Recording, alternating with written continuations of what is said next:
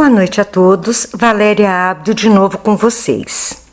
Peço a gentileza, antes de mais nada, que por favor curtam, compartilhem e se inscrevam neste canal.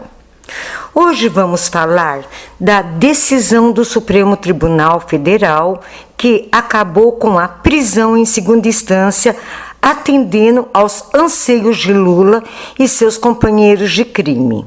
Lembrando a todos que Toffoli é um lacaio do Lula, José Dirceu e do PT, a quem serve com lealdade absoluta e canina, atendendo somente às ordens de seus senhores.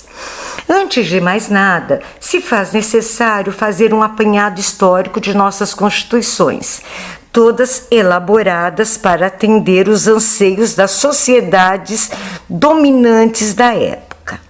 Mas todas, com exceção da elaborada em 1988, jamais tiveram como preceito constitucional o início do cumprimento da pena somente após o trânsito em julgado do processo penal.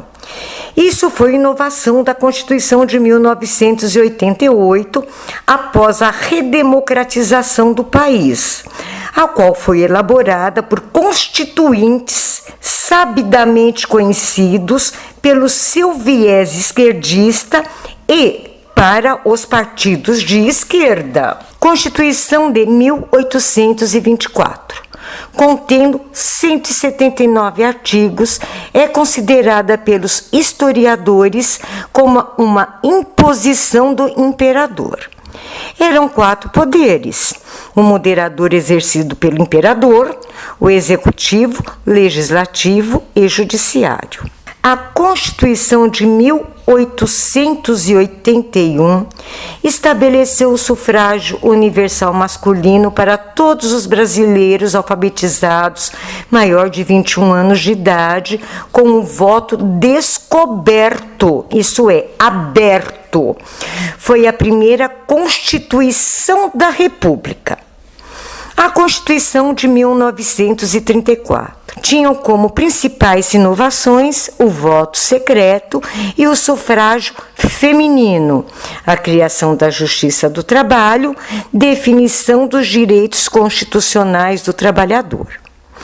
A Constituição de 1937, conhecida como Constituição do Estado Novo, outorgada por Getúlio Vargas, no mesmo dia que é implantada a ditadura do Estado Novo. É a 4ª Constituição do Brasil e centraliza o poder na figura de Getúlio Vargas. Era uma Constituição autoritária, ditatorial. A Constituição de 1946 consagra as liberdades expressas na Constituição de 1934, que haviam sido retirados em 1937 por Getúlio Vargas. A Constituição de 1967 legalizou os governos militares. A Constituição de 1969, que vigorou durante o regime militar, e, finalmente, a famigerada Constituição de 1988, que instituiu, entre outras coisas, a função social da propriedade privada urbana, e onde surgiu o MTST e MST, bancados com dinheiro público, entre outras organizações, todas de viés esquerdistas. Com exceção da Constituição de 1988, nenhuma outra previu que a execução penal se iniciasse somente após o trânsito em julgado de todos os recursos. E, mesmo com a Constituição de 1988, até 2009, sempre se permitiu o início da execução penal após o trânsito em julgado em segunda instância. Esse entendimento mudou em 2009 e vejam que coincidência, quando Sérvoli Toffoli ascendeu ao Supremo Tribunal Federal. E acredito eu, Valéria Ábido, que esse entendimento mudou para preservar os amigos em caso de corrupção, lavagem de dinheiro e crimes de colarinho branco. E teve como pano de fundo o fazendeiro Omar Coelho Vitor, que atirou em um homem que teria paquerado sua mulher. Pela tentativa de homicídio, foi condenado a 7 anos e 6 meses de prisão. Beneficiado pela prisão após esgotados todos os recursos e com bons advogados e com muito dinheiro, recorreu, até que sua punibilidade foi vencida pela prescrição. Legal, não aquilo que eu já falei em vários outros vídeos. Esse processo foi um tubo de ensaio. A experiência deu certo. Pensaram os integrantes do Supremo Tribunal Federal: vamos manter esse entendimento, porque muitos de nossos amigos e padrinhos precisarão desse expediente para não cumprir suas penas. Lembrando que o mensalão foi descoberto em 2005. O julgamento começou em 2012 e somente terminou em 14/3/2014. Então, eles já estavam em 2009 se preparando para o julgamento do mensalão e assim fazer com que aqueles condenados somente cumprissem suas penas em regime fechado após esgotados todos os recursos em todas as instâncias. Já estavam se preparando para isso. Começou o mensalão, tá? Vocês vejam aqui a coincidência. 2005, o mensalão foi denunciado. 2009, se muda o entendimento de que não pode se prender após o julgamento em segunda instância, apenas quando esgotado todas as instâncias, tá? O julgamento do mensalão já começou em 2012 e terminou em 2014. Vocês estão vendo as coincidências, como tudo muda conforme a política do momento? Continuando. Em 2016, o Supremo Tribunal Federal mudou novamente seu entendimento. Porque Lula, nesse caso, também do mensalão não foi atingido, né? Vamos lá. Em 2016, o Supremo Tribunal Federal novamente mudou seu entendimento e permitiu que a execução penal começasse a partir do trânsito em julgado em segunda instância. Ah, mas se arrependimento matasse Toffoli, Gilmar Mendes, Lewandowski, aquele que inovou no impeachment da Dilma e não lhe suspendeu os direitos políticos, Marco Aurélio também, já estariam mumificados, pois jamais imaginaram que seu ídolo e líder fosse condenado por Sérgio Moro e passasse a cumprir pena já com o trânsito em julgado em segunda instância. Jamais imaginaram que a justiça alcançaria Lula, pois o imaginaram blindado totalmente. Mas se não fossem as delações premiadas, que só foram possíveis com o medo de já começarem a cumprir a prisão quando do trânsito em julgado em segunda instância, jamais alcançaríamos o Luladrão. Então, senhores e senhoras, podemos concluir que o Supremo Tribunal Federal é um órgão totalmente politizado e político que decide conforme suas conveniências a proteger aqueles que lhes garantiram a ascensão à mais alta corte do país. E a se protegerem também, porque alguns de seus ministros podem, algum dia, estar na mesma situação de seus senhores. Lembrem-se, senhores, que Dias Toffoli deu a canetada não para proteger Flávio Bolsonaro, como todos pensam, mas para proteger a si mesmo e sua mulher, para proteger Gilmar Mendes e sua respectiva cônjuge, que já estavam todos sendo investigados pelo COAF por movimentações suspeitas, lavagem de dinheiro e outros crimes. Tá? Então vamos deixar claro novamente, não foi para proteger Flávio Bolsonaro, foi para protegerem a si mesmos, membros do Supremo Tribunal Federal e suas companheiras. Vejamos, primeira instância e segunda instância. São analisadas seus argumentos e votos longos e desnecessários, bem como sua ginástica mental para justificar a prisão somente após esgotados todos os recursos, não se justificam de forma alguma. Primeira e segunda instância. São analisadas as provas materiais produzidas e, através delas, se decide pela absolvição ou condenação do réu. Da sentença de primeira instância, recorre-se para a segunda instância através de recurso de apelação. Nessa instância, ainda se analisam as provas produzidas e constantes dos autos. Por isso, há o efeito que chamamos de suspensivo da decisão de primeiro grau.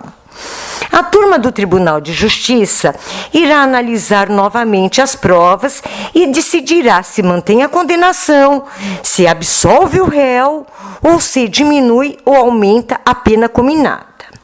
A essa sentença chamamos de acórdão.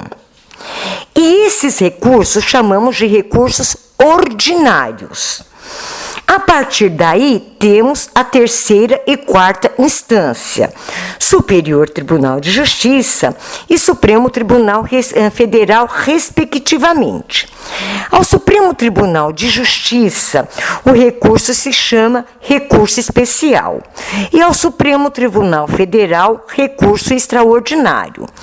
Esses recursos, senhores, não têm efeito suspensivo, não suspendem a condenação dada em primeira e segunda instância.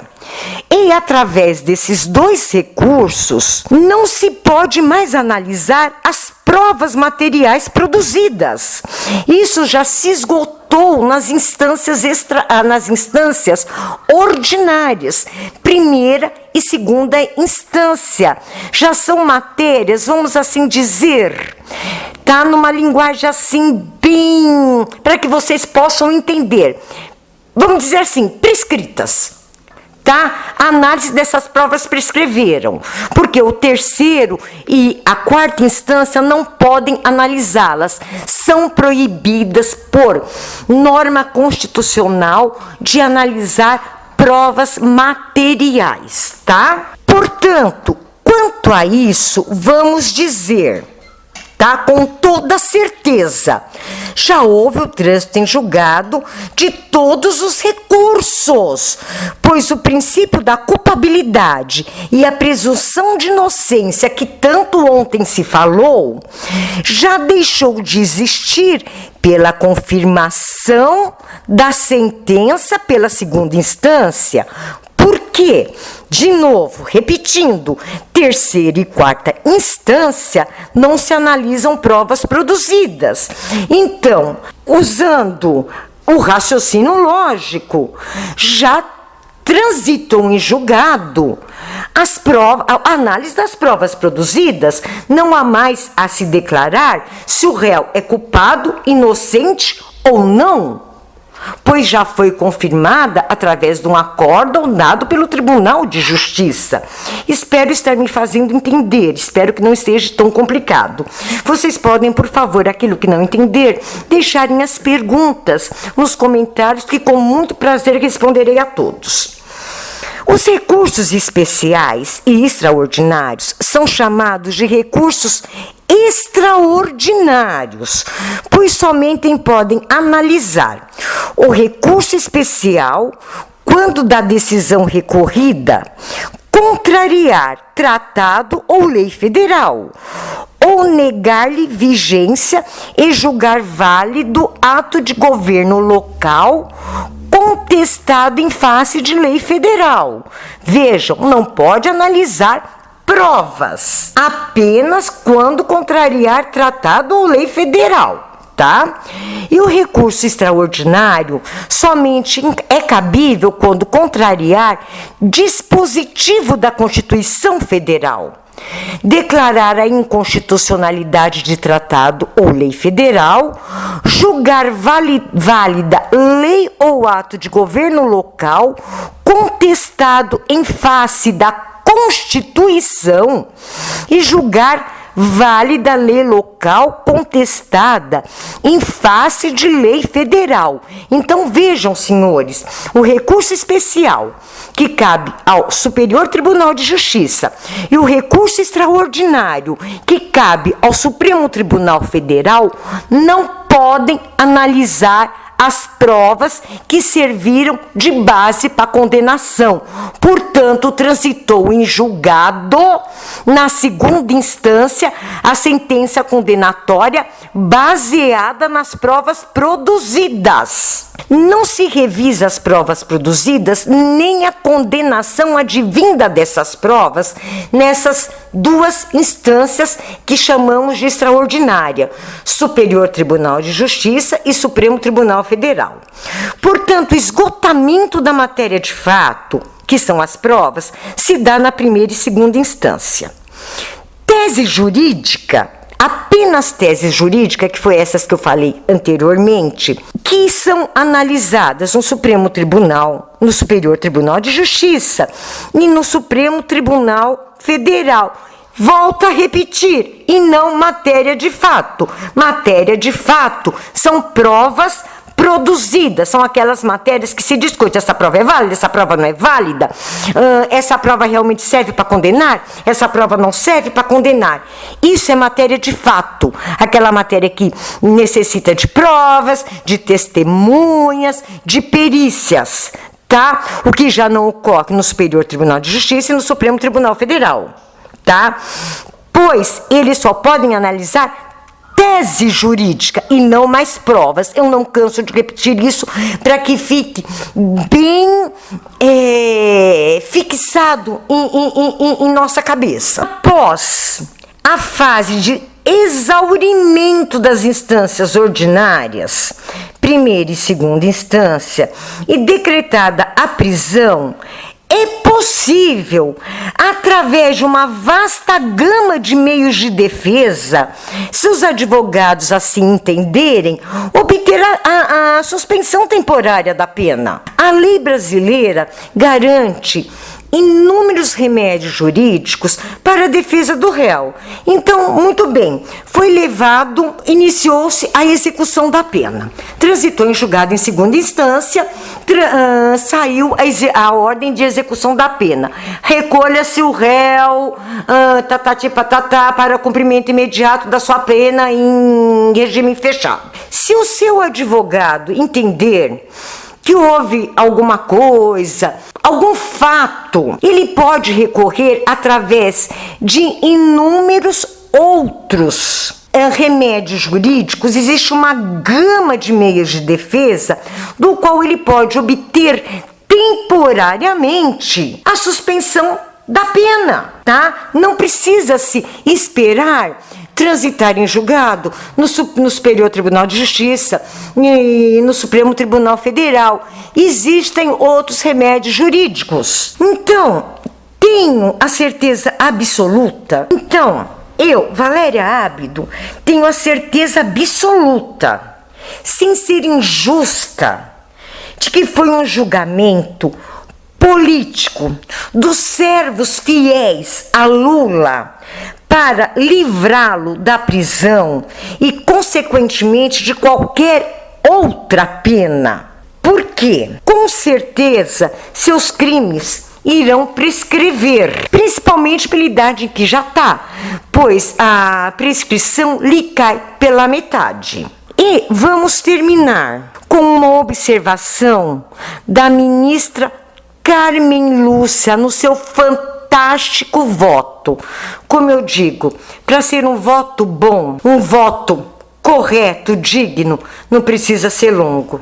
Seu voto teve 44 minutos e ela falou tudo o que aqueles ministros deveriam ouvir. E assim ela termina, aspas, punição incerta não é incerteza do direito, é certeza ou crença de uma impunidade, o que fomenta mais crimes, injuria a vítima e enfraquece o sistema de direito. Agora vocês podem ter a absoluta certeza que acabaram-se as delações premiadas, acabaram-se. Agora os senhores podem ter a certeza absoluta que para se obter provas de crimes de corrupção, provas de lavagem de dinheiro, provas do crime do colarinho branco, se tornará infinitamente mais difícil, pois acabou-se de uma vez por todas a delação premiada. Ninguém agora se disporá a fazer a delação premiada, se ver mal com seus companheiros de crime, porque eles não correm mais o perigo de enfrentar a prisão logo após o trânsito em julgado da segunda instância. Isto é uma vergonha para esse país. Isso nos rebaixa perante os países civilizados. Isso nos rebaixa perante o mundo. Nós estávamos subindo na visão do mundo civilizado como grandes combatentes da corrupção, da lavagem de dinheiro e do colarinho branco. Isso agora acabou. Isso agora acabou. Vamos voltar a ser considerados, nesse aspecto, países de terceiro mundo. E peço a vocês que agora temos que lutar bravamente, incansavelmente, com todas as fibras do nosso coração, pela PEC que já se encontra na Câmara, a PEC que quer fazer voltar a valer a prisão após decisão em segunda instância. E vamos lutar bravamente como guerreiros para a aprovação da PEC da fantástica deputada Bia Kicis, que é a PEC da bengala. Vamos, gente, vamos lutar bravamente, vamos sair às ruas pela PEC da prisão em segunda instância e pela PEC da bengala. Porque somente pela PEC da bengala, em sendo aprovada, vamos ter condições de no ano que vem substituir até 4 ministros. Substituir 4 ministros, tá? E com a PEC que quer a volta da prisão em segunda instância, mesmo que a gente não substitua esses traidores da pátria, esses sem vergonhas, esses servos fiéis aos seus senhores, não vamos necessitar do apoio desses infiéis, desses sujos, desses hipócritas, desses... Não tenho o que falar, não tenho o que falar. Me desculpem, não tenho mais o que falar. Eu acho que eu já falei tudo que eu poderia ter falado. E amanhã espero estar de novo com vocês, se Deus assim nos permitir, desejando a todos uma noite de sono maravilhosa nos braços de nosso Senhor Jesus Cristo. Até amanhã.